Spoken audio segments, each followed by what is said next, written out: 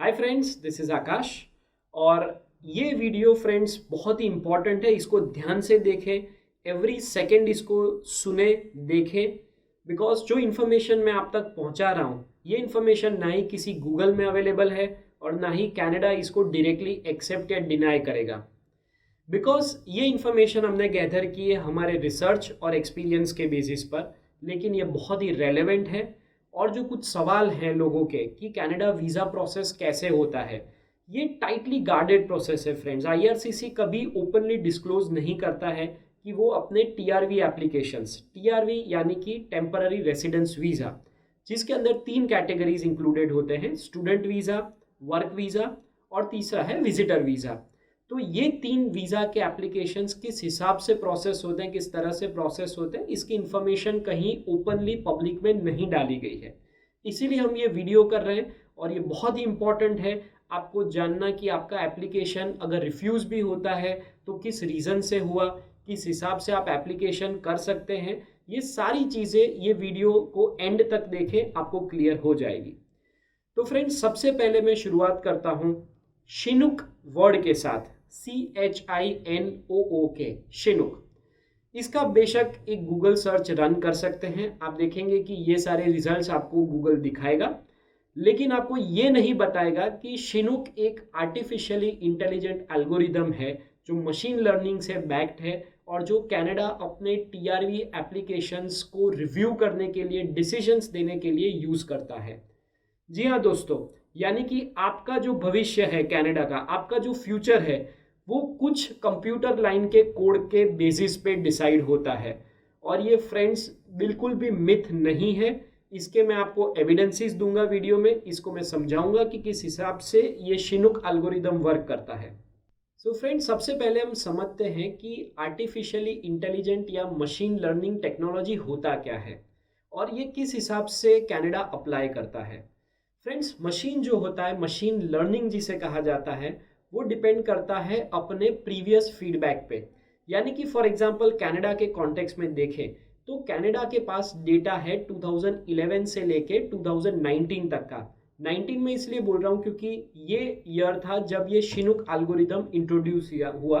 तकरीबन मई 2019 के आसपास कनाडा ने इस सिस्टम को यूज़ करना शुरू किया था।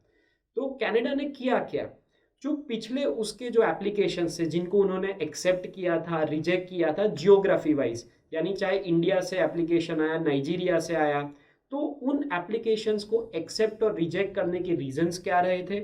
जिन लोगों को उन्होंने एक्सेप्ट किया, चाहे विजिटर वीज़ा पे किया, स्टूडेंट वीज़ा पे किया, वो एक बार कनाडा आने के बाद उन्होंने क्या वीज़ा कंडीशंस को फॉलो किया। जैसे कि आप स्टूडेंट वीज़ा पे जब जाते हैं तो आपको 20 आवर्स पर वीक आप वर्क कर सकते हैं, उसकी परमिट रहती है आपके पास।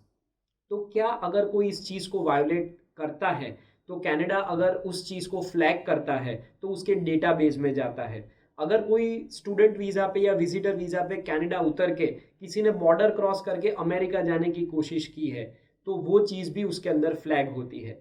तो ये सारा डेटा कनाडा ने कोलेट किया और जो नई एप्लीकेशंस आ रही है उन एप्लीकेशंस के साथ ये डेटा का मैचिंग होता है।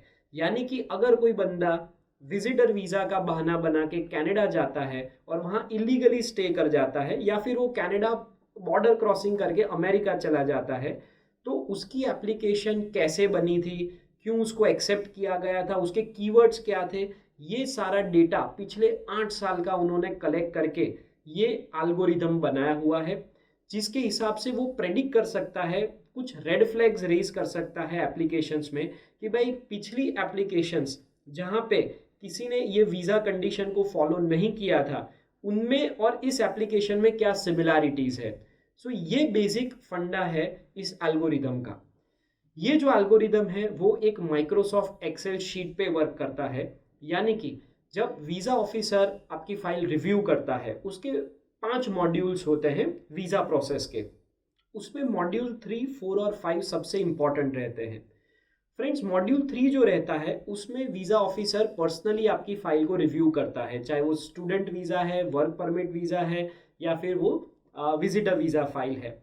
और इसके अंदर मॉड्यूल 3 में उसको चिनुक एल्गोरिदम जो है वो कुछ कीवर्ड्स फ्लैग करके अपने सजेशंस देता है। जैसे कि फॉर एग्जांपल उनको ये डेटा है, उनके पास ये डेटा अवेलेबल है कि इंडिया से जो वेडिंग का बहाना निकाल के एप्लीकेशंस हुई है कि भाई आपके कोई क्लोज रिलेटिव या फ्रेंड का वेडिंग अटेंड करना चाहते हैं, ये जस्ट एन एग्जांपल है, ये कोई एक्यूरेट डेटा नहीं है, लेकिन आपको समझाने के लिए मैं ये एग्जांपल यूज कर रहा हूँ। तो वेडिंग का रीजन बता के, पर्पस ऑफ विजिट बता के जो लोग जाते हैं, उनमें से 40% जो वहाँ कनाडा उतरते हैं उसके बाद या तो इलीगल हो जाते हैं, इलीगली वर्क करना शुरू करते हैं, या फिर वो अमेरिका चले जाते हैं। तो ये चीज़ अगर आपका पर्पस ऑफ विजिट वेडिंग दिखाया गया है तो शिनुक एल्गोरिदम एक एक्सेल शीट कीवर्ड्स की जनरेट करता है, उसमें इस वर्ड को फ्लैग किया जाता है। यानी जब वीज़ा ऑफिसर रिव्यू करेगा तो उसको दिखाएगा कि भाई ये सारे रिस्क पैरामीटर्स हैं इस एप्लीकेशन के अंदर। उसके बाद वीज़ा ऑफिसर अपनी नोट्स डालता है और स्टेप 4 होता है, यानी कि मॉड्यूल 4 होता है डिसीजन मेकिंग। डिसीजन मेकिंग के बाद आता है मॉड्यूल 5। ठीक है, तो डिसीजन मेकिंग हो जाने के बाद मॉड्यूल 5 में जो रीज़न दिया जाता है, जनरली आप जानते हैं टीआरवी एप्लीकेशन रिफ्यूज़ल के रीजंस क्या होते हैं कि भाई दे आर नॉट सेटिस्फाइड कि आप लोग वापस आएंगे वहाँ से अपना पर्पस ऑफ विजिट कंप्लीट करके, ये सबसे कॉमन रीज़न होता है। तो मॉड्यूल 5 में कोई भी कॉमन रीज़न अपना डिसीजन जस्टिफाई करने के लिए वो लोग डाल देते हैं, ताकि कल उठ के आपका एप्लीकेशन जेन्युइन है और आप अपील करते हो, सामने आप केस लड़ते हो, मुकदमा लड़ते हो कनाडा के सामने, तो डिपार्टमेंट ऑफ जस्टिस जो है वो आपके पक्ष में वो ना दे सके डिसीजन, उस हिसाब से उस डिसीजन को मॉड्यूल 5 में ये लोग जस्टिफाई करते हैं, ताकि कल उठ के वो केस हारे नहीं। क्योंकि डीओजे के फाइन्स बहुत बड़े होते हैं, अभी रिसेंटली काफ़ी सारे फाइन्स आईआरसीसी पे वहाँ की कोर्ट्स ने डाले हुए, जिनका बहुत ज़्यादा लंबा प्रोसेस टाइम हो गया था, या ऐसा कोई भी इश्यू रहा था, डिसीजन गलत उन्होंने दे दिया था उसके हिसाब से। यानी कि उनके डिसीजन को ये लोग रिवर्स इंजीनियर कर सकते हैं। उन्होंने दे दिया रिफ्यूज़ल, उसके बाद वो लोग डिसाइड करेंगे कि क्या रीज़न आपको बताना है।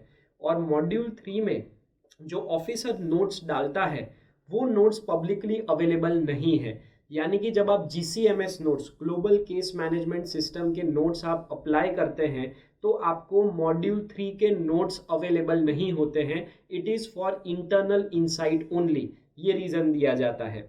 सो फ्रेंड्स, अभी आपको पता चला होगा कि ये शिनुक एल्गोरिदम है किस हिसाब से एक वीज़ा ऑफिसर का डिसीजन इन्फ्लुएंस करता है। दूसरी चीज़ शिनुक को लेकर ये है कि इसका एप्लीकेशन जो हाई रिस्क कंट्रीज़ हैं, स्पेशली इंडिया है, चाइना है, अफ्रीकन कंट्रीज़ है, वहाँ इस चीज़ को यूज़ किया जाता है because of the share volume of applications.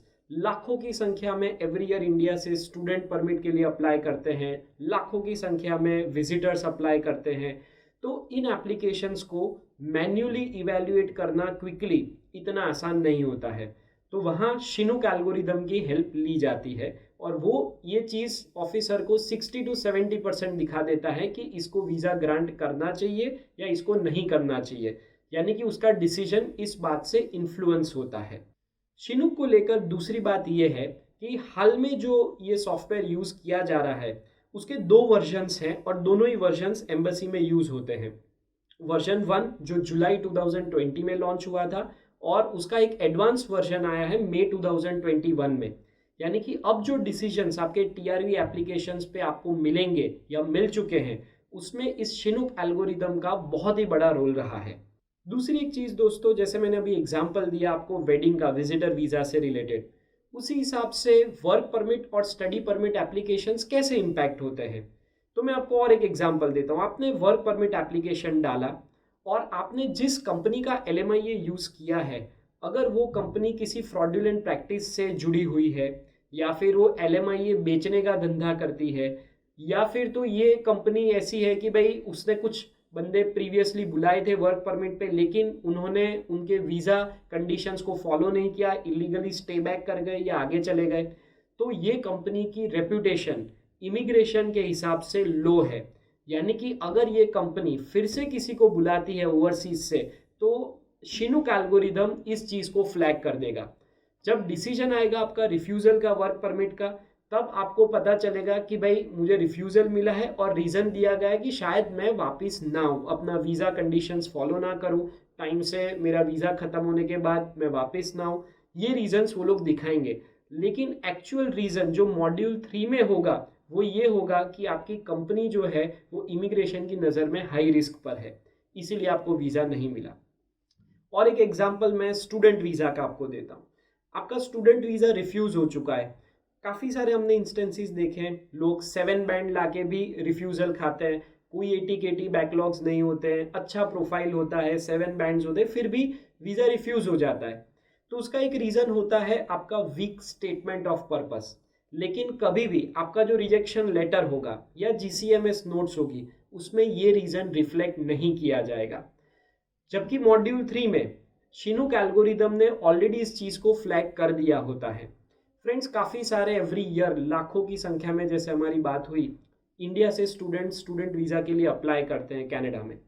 अभी जब स्टेटमेंट ऑफ पर्पस बनता है तो एक ग्रिम रियलिटी इंडिया की ये है कि काफ़ी सारे अनऑथोराइज कंसल्टेंट्स एजेंट्स होते हैं, वो copy pasted statement of purpose use करते हैं।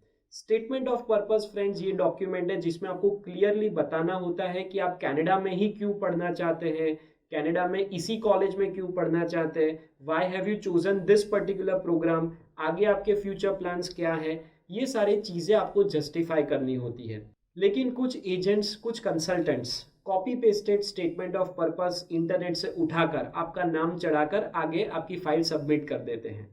ये रीज़न के कारण शिनूक कंपेयर करता है कि भाई ये ऑलरेडी जो कंटेंट है आपका एसओपी का वो 70-80% मैच कर रहा है आगे की किसी एप्लीकेशन के साथ।